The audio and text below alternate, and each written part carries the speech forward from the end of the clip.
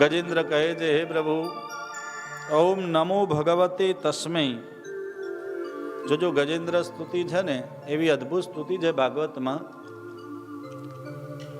કે કોઈ પણ જીવાત્મા દુઃખી થતો હોય, જીવ ન જતો હોય, અને એના માટે આ પાઠ કરવામાં આવે તો એની મુક્તિ થાય છે, એનો મોક્ષ થાય છે. પણ અહીં ગજેન્દ્ર સ્તુતિમાં ગજેન્દ્ર ભગવાનનું નામ નથી લેતા, કોઈ દેવનું નામ નથી લેતા. ગજેન્દ્ર શું કહે છે? પુરુષાય આદિ બીજાય. એ પુરુષને પ્રણામ કરું છું, આ જગતનો જે આદિ છે, બીજનો પ્રગટ કરતા છે.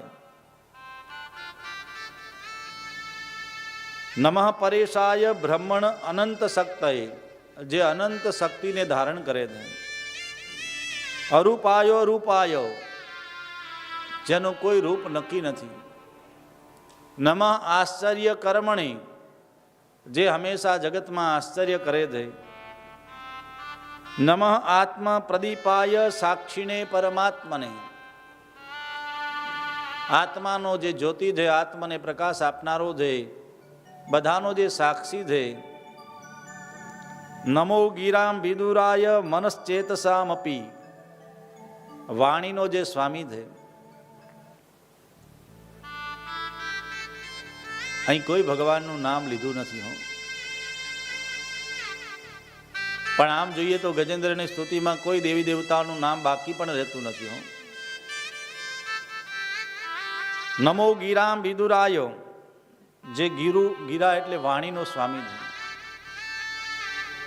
અને ગણેશ ભગવાનને આપણે અથર્વશીર્ષમાં શું કહીએ? ત્વમ ચતવારી વાક્પદાની, વાણીના સ્વામી ગણેશ છે.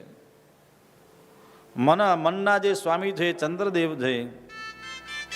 ક્ષેત્રજ્ઞાય નમસ્તુભ્યં, દરેક ક્ષેત્રમાં વસનારા ભગવાનને હું પ્રણામ કરું. સર્વાધ્યક્ષાય સાક્ષીને, પુરુષાય આત્મમૂલાય મૂળ પ્રકૃતયે નમઃ. અદ્ભુત સ્તુતિ ગજેન્દ્ર કરે. ગજેન્દ્રએ સ્તુતિ કરી, ભગવાન તરત જ પ્રસન્ન થયા.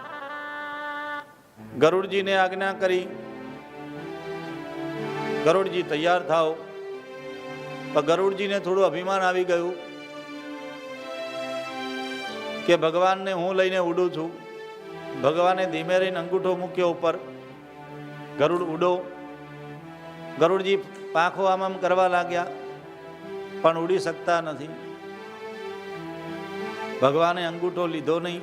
ગરુડજી કે પ્રભુ શું લીલા છે? ભગવાન કહે તમને અભિમાન છે, તમને એમ છે કે તમે મને લઈને ઉડો છો. ગરુડજીને ભાન થયું કે પ્રભુની શક્તિથી હું ઉડું છું. ભગવાન શ્રી હરિ ગરુડ ઉપર સવાર થઈને આવ્યા. જલાશયમાં દુઃખી થયેલો ગજેન્દ્ર ભગવાનના દર્શન કરે છે. એવી સ્થિતિ જોઈ, જલમાં એક કમલ જોયું, સૂંઢથી કમળ ઉપાડ્યું, ભગવાનના ચરણોમાં પધરાવ્યું, ભગવાન માટે પાસે રક્ષા માંગ્યું. ભગવાન ભક્ત વત્સલ છે.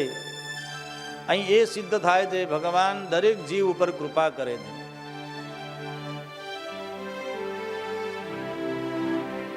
ભગવાને ચક્ર દ્વારા પેલા ગ્રાહનું મસ્તક છેદ્યું અને ગ્રાહને મુક્તિ આપી. ભગવાન જેને મારે એને તારે,